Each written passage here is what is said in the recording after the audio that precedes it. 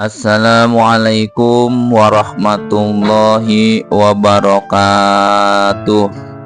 Bismillahirrahmanirrahim. Alhamdulillahi rabbil alamin. Allahumma sholli ala Sayyidina Muhammad wa ala ali Sayyidina Muhammad. La haula wa la quwwata illa billahil aliyyil azim. Amma ba'du. Alhamdulillah, tiada henti-hentinya kita bersyukur kepada Allah dengan sebenar-benarnya bersyukur, karena sampai dengan saat ini kita masih diberikan kemampuan, kekuatan oleh Allah untuk menjalankan ketaatan dan ibadah kepada Allah. Mudah-mudahan Allah selalu mencurahkan rahmat dan kasih sayangnya, taufik dan hidayahnya, maghfirah dan ridhonya kepada kita semua.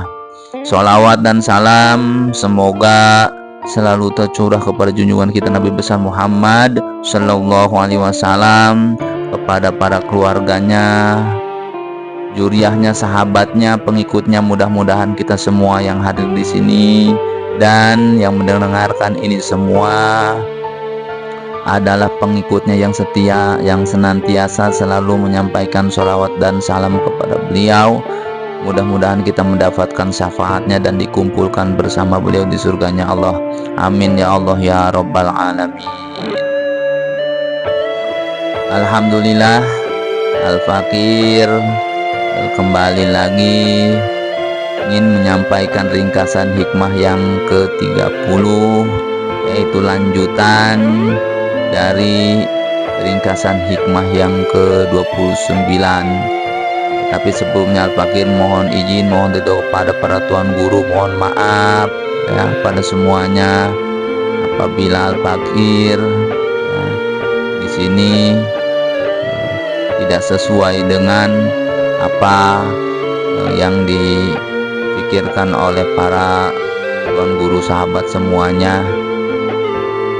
Mohon izin, Al-Fakir ingin menyampaikan ringkasan hikmah yang ke-30 ya.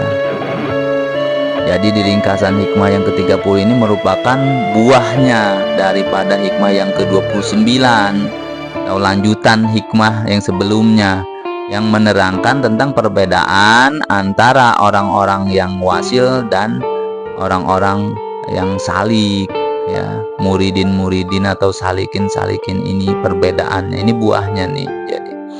Jadi hendaklah memberikan orang yang punya keluasan dari keluasannya. Itu orang-orang yang wasil nih, memberikan keluasan dari keluasan Allah. Dan orang-orang yang sempit atas rezekinya atau pengetahuannya ya, itu adalah orang-orang yang salik ya, yang baru merintis perjalanan ya. Jadi maksudnya adalah orang-orang yang wasil ini orang-orang yang disebut sudah sampai kepada Allah, yang sudah menyaksikan Allah ya, itu luas akan ilmunya ya, luas rezekinya, pengetahuannya ya. Orang wasil ini orang-orang yang diberikan oleh Allah itu ya ilmu secara langsung, dia pengetahuannya luas, yang lebih keren disebutnya ilmu laduni. Orang-orang wasil itu lalu dia bisa memberikan ilmunya ya, kepada orang-orang ya. Jadi orang yang wasil ini adalah memberikan mutiara-mutiara ilmu kepada orang itu bisa, karena ilmunya luas, pengetahuannya luas, pengalamannya luas ya. Jadi tidak sembarangan orang yang wasil ini bebas memberikan pengetahuan ilmunya itu kepada orang-orang ya. Adapun orang-orang salik yang tadi tuh, yang sempit rezekinya, ilmunya, pengetahuannya ya, maka dia tidak bisa memberikan kesembarangan. Orang itu ilmunya tidak bisa, kecuali sekedar yang dia dapat ya. Contohnya kita mau ke Papua nih. Orang yang wasil mah udah bisa melihat kiri kanan, ya. Dia pengalamannya sudah tahu, ya, segala macam kesusahannya, kepayahannya, kemudahannya sudah tahu sampai ke Papua. Tetapi orang yang berjalan ke Papua itu baru sampai dari Tangerang, baru sampai Jakarta, dia harus menjelaskan yang sampai Jakarta itu. Tidak bisa menjelaskan selebihnya, itu tidak bisa. Ya, tidak bisa memberikan ilmunya kepada orang kecuali sekedar yang dia dapat saja, ya, dari guru pembimbing atau pengalamannya yang sudah diaji, ditanyakan kepada guru pembimbing, baru dia boleh memberikan ilmu. Tapi kalau orang wasil mah bebas, ya, sudah sampai dia sudah tazkiyatun nafs, dia udah jihad melawan hawa nafsu, dia sudah riyado, dia sudah kholwat, dia sudah dibimbing oleh guru-gurunya, dituntun oleh gurunya yang sudah paham kepada Allah, yang kenal makrifat kepada Allah melalui dari torekat, dari hakikat, dari makrifat. Orang-orang yang makrifat juga ada tingkatannya, makrifat pemula, kedua, yang makrifat sempurna, sampai ke atasnya lagi yang rahmatan lil alamin. Wah, itu semuanya sudah diberikan oleh Allah, pengetahuan langsung melalui guru mursyidnya, guru pembimbingnya. Ya, jadi dia bebas memberikan semuanya karena mereka memang sudah sampai. Beda yang belum sampai tapi ngaku-ngaku sudah sampai, ngebohong, dusta. Berarti dia perjalanannya dari Tangerang ke Papuanya itu ngaku-ngaku udah sampai, padahal mah belum. Ditanya, di sini di mana, naik apa gini, nggak tahu, ya, bohong. Ya.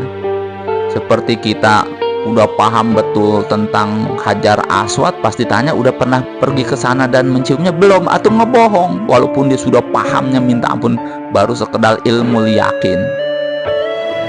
Jadi artinya perbedaannya antara orang yang wasil dengan orang yang salik itu, ya, masalah ilmunya, ya, masalah apanya itu berbeda. Yang diberikan oleh Allah kepadanya itu berbeda, sangat jauh perbedaannya, ya. Orang yang wasil itu diberikan oleh Allah itu ilmunya luas, keterangannya lengkap, pengalamannya, pengetahuannya, ya, karena dia diberikan oleh Allah banyak ilmu pengetahuan secara langsung, bahkan ilmu-ilmu laduni, ya.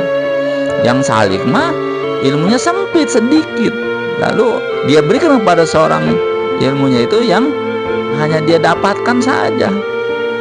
Kalau selebihnya dia bisa jadi berdusta. Makanya yang banyak sekali zaman sekarang ngaku-ngaku makrifat, tapi dia tidak tahu, ya, amalan-amalan, ya, keadaan orang yang makrifat itu dia tidak tahu. Yang makrifat pertama keadaannya seperti apa, makrifat kedua, makrifat sempurna, tidak tahu mereka, karena dia tidak melakukan perjalanan sampai, atau dia dituntut sama orang yang buta, guru-guru yang tidak paham, akhirnya, ya, disasarkan, nggak sampai ke tujuan tapi nyasar, ya. Dianya buta akan Allah, dituntun sama guru yang buta, ya tidak akan bisa sampai, bisa jadi akan sasar. Nah, makanya harus jeli, ya, kita mencari guru itu harus sesuai dengan syariat, ya, Islam, harus sesuai dengan peraturan-peraturan Allah, sesuai dengan tuntunan Rasulullah, ya, harus sesuai, tidak asal-asalan, ya. Jadi jangan sampai kita sekarang ini mencari guru hanya dengan kesaktiannya saja, dengan kehebatannya, kemaunannya, bukan, ya, itu bisa jadi istidrot.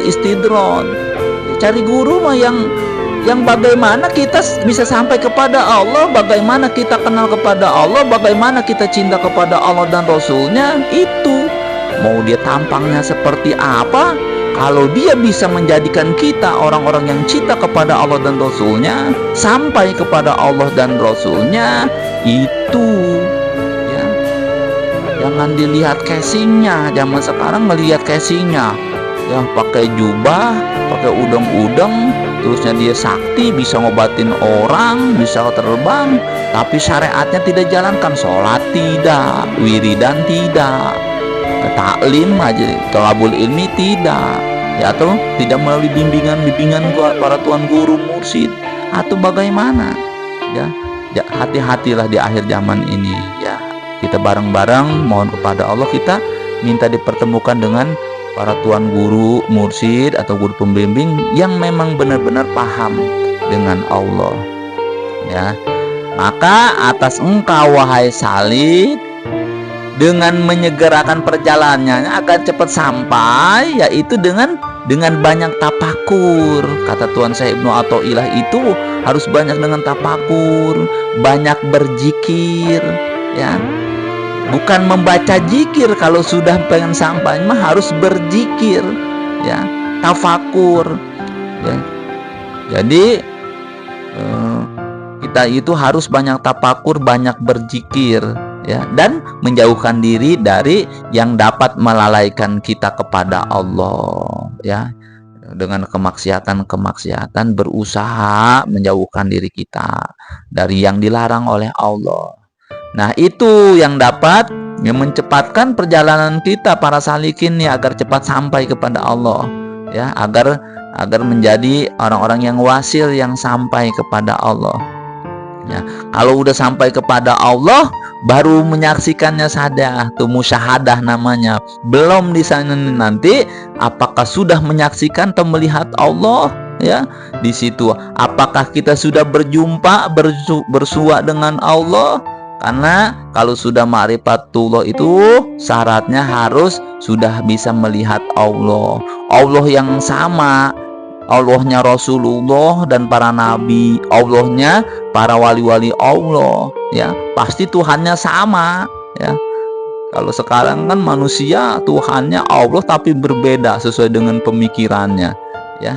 Kalau kita sudah melihat mengenal Allah, berarti sudah pernah melihat, pernah berjumpa dengan Allah ya. Itu jadi kita baguskan perbuatan kita yang johir nih, sesuai dengan fikih-fikih, syariat-syariat. Kita baguskan batin kita yang johir, sudah bacaan-bacaan johir, kegiatan-kegiatan yang batinnya juga kita perbaharui. Karena yang johir itu ya tidak akan bisa diterima sia-sia apabila batinnya tidak diurus ya. Jadi yang batin itu ada yang namanya kalbu, ada yang namanya ruh, ada yang namanya sir di dalam tubuh kita. Jadi bukan yang johir doang. Atau Rasulullah juga empat-empatnya ini harus kita pelajari dan kita praktekkan. Yang johir ini anggota badan, akal, pikiran. Yang batin itu adalah ada yang namanya kolbu, hati, ada yang namanya ruh, ada yang namanya sir.